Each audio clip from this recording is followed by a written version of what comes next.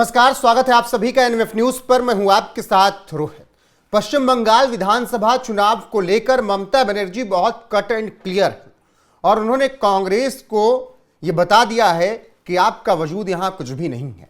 महागठबंधन जो है वो सिर्फ दिल्ली में है, यहां पर आप वामपंथियों के साथ लड़िए, टीएमसी आपको भाव देने वाली नहीं है। अब ममता बनर्जी ने ये इतना क्लियर क्यों कर दिया, इसके पीछे का कारण समझने की कोशिश करेंगे। मेरे साथ इस वक्त राजनीतिक समीक्षक प्रियदर्शी रंजन जी हैं। बहुत बहुत स्वागत है सर आपका। सर, ममता बनर्जी ने एक तीर से दो निशाने चल दिए क्या, कि पहला बंगाल में कांग्रेस के साथ कोई गठबंधन नहीं है और दूसरा महागठबंधन की अगर बात होती है लोकसभा चुनाव में तो मैं एक चेहरा हूं, सिर्फ कांग्रेस के राहुल गांधी ये चेहरा नहीं है। बिल्कुल, देखिए, ममता बनर्जी कांग्रेस को पूरी तरीके से भाव नहीं देने वाली है। उसका कारण है कि जिस दिन ममता बनर्जी कांग्रेस को भाव देने लगेंगे, उस दिन जो उन्होंने पश्चिम बंगाल में नैरेटिव बना करके रखा है, जो परसेप्शन बना करके रखा है, उनका अपना ही चेहरा ध्वस्त हो जाएगा। उसी कांग्रेस के खिलाफ पूरी जमीन ममता बनर्जी ने तैयार की है, यानी टीएमसी की जमीन तैयार हुई है कांग्रेस के खिलाफ। और आज कांग्रेस के साथ हाथ मिला लेना, कांग्रेस के साथ हाथ मिलाना, ये मैसेज चला जाएगा कि ममता बनर्जी अब पीछे हट रही हैं। राष्ट्रीय स्तर पर जो ममता बनर्जी राहुल गांधी का विकल्प बनने की कोशिश करती हैं, बार बार कहती हैं कि इंडिया ब्लॉक का नेतृत्व वो कर सकती हैं, या उनके लिए कहा जाता है, लालू प्रसाद यादव जैसे नेताओं ने भी ये कहा कि ममता बनर्जी को इंडिया ब्लॉक का नेतृत्व करना चाहिए, तो वो जो चेहरा है ममता बनर्जी का, वो भी कहीं ना कहीं कमजोर हो जाएगा। तो ममता बनर्जी कभी नहीं चाहेंगी कि इन तमाम चीजों की कीमत पर वो कांग्रेस के साथ समझौता करे, और उस कांग्रेस के साथ जिसका पिछले बिहार विधानसभा चुनाव में 3% से भी कम वोट प्रतिशत रहा, जो सीटें जीतने में जो कांग्रेस नाकामयाब रही, उस कांग्रेस के साथ किस तरीके से समझौता किया जा सकता है? नहीं किया जा सकता है। जिस तरीके से अरविंद केजरीवाल ने दिल्ली में कांग्रेस के साथ हाथ मिलाने से मना कर दिया था, भले ही अरविंद केजरीवाल की पार्टी हार गई चुनाव, अगर कांग्रेस साथ होती तो थोड़ा बहुत राहत रहता, लेकिन इसके बाद मना किया क्योंकि हरियाणा में आपने उनको भाव नहीं दिया। हाँ, वो एक अलग बात है, लेकिन ये तो बात है ना कि मतलब कांग्रेस चाहती तो जरूर है कि वो गठबंधन कर ले।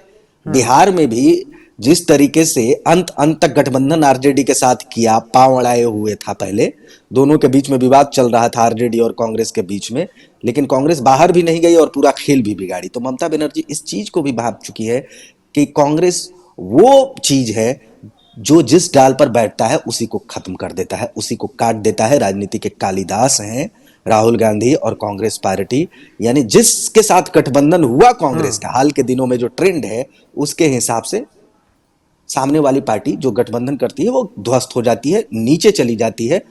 तो ममता बनर्जी इसको भांपते हुए कांग्रेस बिल्कुल, को भाव नहीं दे एक कारण हो सकता है कि कांग्रेस को साथ लेने में, जैसे तेजस्वी ने लिया कि मुस्लिम वोट जो छिटकता है वो कांग्रेस ला के दे देगी, लेकिन बंगाल में तो ऐसी कोई सिचुएशन है नहीं। मुस्लिमों का वोट बैंक में वैसे ही पकड़ ममता बनर्जी की इतनी मजबूत है कि कांग्रेस को उनको जरूरत है ही नहीं उनको। देखिए, ऐसा है कि कांग्रेस हर जगह, बिहार में भी दावा ही सिर्फ था कि मुसलमानों का वोट ला करके कांग्रेस महागठबंधन को दिलवा देगी, लेकिन चुनाव जब हुआ तो उसमें तो कांग्रेस फिसड्डी साबित हुई, वोट ट्रांसफर नहीं करवा पाई मुसलमानों का। उन इलाकों में जहां सबसे ज्यादा मुसलमान थे, बहुतायत थे सीमांचल के इलाके में, 4 जिलों में, पूर्णिया, किशनगंज, कटिहार, अररिया में, वहां पर तो कांग्रेस की भद पिट गई। ओवैसी की पार्टी को ज्यादा मुसलमानों के वोट पड़ गए, एआईएमआईएम को कांग्रेस के मुकाबले। तो मुसलमानों को अगर चुनना होगा, अगर एआईएमआईएम पश्चिम बंगाल में भी एंटर करती है, हुमायूं कबीर की पार्टी के साथ गठबंधन करके ओवैसी की पार्टी चुनाव लड़ती है, तो उस स्थिति में मुसलमानों की पहली पसंद ममता बनर्जी के बाद कोई दूसरा होगा तो ओवैसी की पार्टी होगी, हुमायूं कबीर की पार्टी होगी। कांग्रेस कहीं चॉइस लिस्ट में, मुसलमानों के चॉइस लिस्ट में नहीं है। इसीलिए ममता बनर्जी बिल्कुल नहीं घबरा रही हैं कांग्रेस से। ममता बनर्जी तो यह चाह रही है कि 3% से ये नीचे आए हैं पिछले विधानसभा चुनाव के दौरान कांग्रेसी, ये 1% से नीचे चले गए। लोकसभा चुनाव के दौरान भी देखा गया कि बड़े कांग्रेस जिनको एलओपी बनाया गया था, जिनको पश्चिम बंगाल की तरफ से फायर ब्रांड नेता के तौर पर कांग्रेस ने प्रस्तुत किया था, नेशनल इमेज बनाने की कोशिश की गई थी, वो भी चुनाव नहीं जीत पाए लोकसभा में, ममता बनर्जी की पार्टी से चुनाव हार गए। तो ममता बनर्जी क्यों स्पेस देगी साहब कांग्रेस को, जब कांग्रेस की सारी जमीन उठ करके खुद ब खुद टीएमसी के पास आ रही है? मौका नहीं देगी ममता। बिल्कुल, लेकिन क्या ये वक्त आ गया है कांग्रेस को सोचने का? अब बिहार में मुझे लगता है कि आरजेडी पास फटकने नहीं देगी। अखिलेश यादव का मन वैसे ही कर रहा है कि कांग्रेस से अब दूरियां उनकी हो जाएंगी, ऐसा लग रहा है। ममता बनर्जी किसी को बंगाल में एंट्री देने वाली नहीं, महागठबंधन में किसी को भी पार्टी को। केजरीवाल का रुख आपने देख ही लिया, नेशनल कॉन्फ्रेंस से खुद ही बाहर आ गए, वहां पर भी अब्दुल्ला ने बहुत ज़्यादा भाव नहीं दिया, भले 5-6 सीटें जीत ले आए। तो कांग्रेस क्या इतनी खराब हो गई? कांग्रेस को अब नए सिरे से विचार करना पड़ेगा क्या, या फिर कांग्रेस भी एकला चलो वाली रणनीति अपनाए, जो होगा देख लिया जाएगा? दोनों चीजें हैं। कांग्रेस के भीतर ये लग रहा है, कांग्रेस के लोगों को लगता है कि हमारी जो पहले वाली जो पार्टी मजबूत कांग्रेस हुआ करती थी वो यूं हुआ करती थी कि क्षेत्रीय पार्टियों के साथ उसका गठबंधन नहीं था, और क्षेत्रीय पार्टियों ने जो देश स्तर पर स्पेस हासिल किया है वो माफ करिएगा, वो कांग्रेस की जमीन पर हासिल किया है।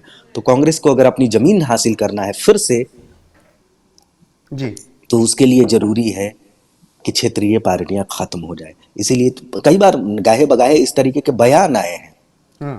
उत्तर प्रदेश का आपने उदाहरण दिया, पहले ही कांग्रेस मन बना चुकी है कि हमें उत्तर प्रदेश में अखिलेश यादव की पार्टी समाजवादी पार्टी के साथ नहीं जाना है। ये कांग्रेस मन बना चुकी है। अंतिम में क्या होगा पता नहीं, लेकिन अभी तक कांग्रेस ही ये मन बना करके चल रही है। उपचुनाव में उत्तर प्रदेश में कांग्रेस ने समाजवादी पार्टी का साथ नहीं दिया, साथ में मिलकर के चुनाव नहीं लड़ा, कहा कि बाहर से समर्थन दे देंगे या हम चुनाव नहीं लड़ेंगे, वो अलग बात है। साथ रह करके अखिलेश यादव के साथ कांग्रेस चुनाव नहीं लड़ने गई, तो ये संकेत है। दिल्ली में भी वो संकेत मिला, हरियाणा में भी वो संकेत मिला, बिहार में भी जिस तरीके से लास्ट मोमेंट पर गठबंधन हुआ, महागठबंधन के भीतर कांग्रेस टांग अड़ाई हुई थी और एकला चलो का नारा बुलंद की हुई थी, और आज भी कहा जा रहा है कि कांग्रेस अकेले चलने वाली है और प्रशांत किशोर कांग्रेस में एंटर करने वाले हैं। लेकिन तो अकेले चलेंगे क्या इससे बेहतर प्रदर्शन कर सकते हैं, या इससे ही बुरी हालत में कांग्रेस पहुंच सकते हैं? देखिए, कांग्रेस को तो ये पता नहीं कैसे वो सोचती है, संगठन है नहीं, राष्ट्रीय पार्टी है, और ये सच है कि भारतीय जनता पार्टी के बाद सबसे ज्यादा किसी पार्टी के विभिन्न राज्यों में अगर औसत निकाला जाए तो वो उसके लोग कांग्रेस के ही लोग मिलेंगे, लेकिन संगठन आपका नहीं है। देश के सारे जिलों में मुझे नहीं लगता है कि कांग्रेस का कार्यालय भी बचा होगा। ब्लॉक स्तर की बात तो छोड़ दीजिए, नहीं बचा होगा, मतलब ये सच है।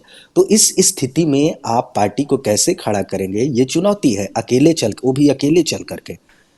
कांग्रेस के सलाहकारों ने, राहुल गांधी के सिपह सलाहकारों ने बार बार कांग्रेस की नैया डुबोई है, और इसी तरीके के सलाहकारों ने कि आप अकेले चलिए, दिल्ली में भी कहा अकेले चलिए, हरियाणा में भी कहा अकेले चलिए, कुछ लोग बिहार में भी अकेले चलवाने की कोशिश कर रहे थे। 5 सीट आ गई, 6 सीट आ गई ना भाई साहब, नहीं आती ये सीटें, साथ में चुनाव तो वैसे से भी खराब प्रदर्शन हो गया है। हो गया है, और गठबंधन में रहते हुए अकेले क्या हासिल होगा।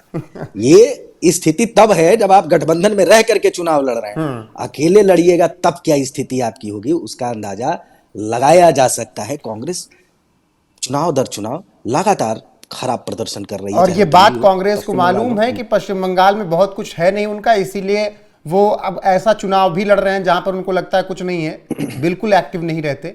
और ममता बनर्जी ने यह भी साफ कर दिया है कि महागठबंधन दिल्ली में होगा, दिल्ली वाले महागठबंधन में आकर बैठेंगे, ये बंगाल में ये सब नहीं चल पाएगा। उन्होंने कांग्रेस को सीधा और सपाट संदेश दे दिया कि अगर मन में एक भी विचार ला रहे हो कि गठबंधन कर लेंगे हम, तो ऐसा कुछ भी नहीं होगा। बाकी बंगाल में बीजेपी वर्सेस टीएमसी ही होगा। ऐसे में जिस तरीके से कांग्रेस को बाइकॉट, टाटा बाय बाय कर दिया ममता बनर्जी ने, उस पर आपकी राय क्या है, कमेंट सेक्शन में जरूर बताएगा। बने रहिएगा हमारे साथ लगातार। सर, आपका जुड़ने के लिए बहुत शुक्रिया। नमस्कार।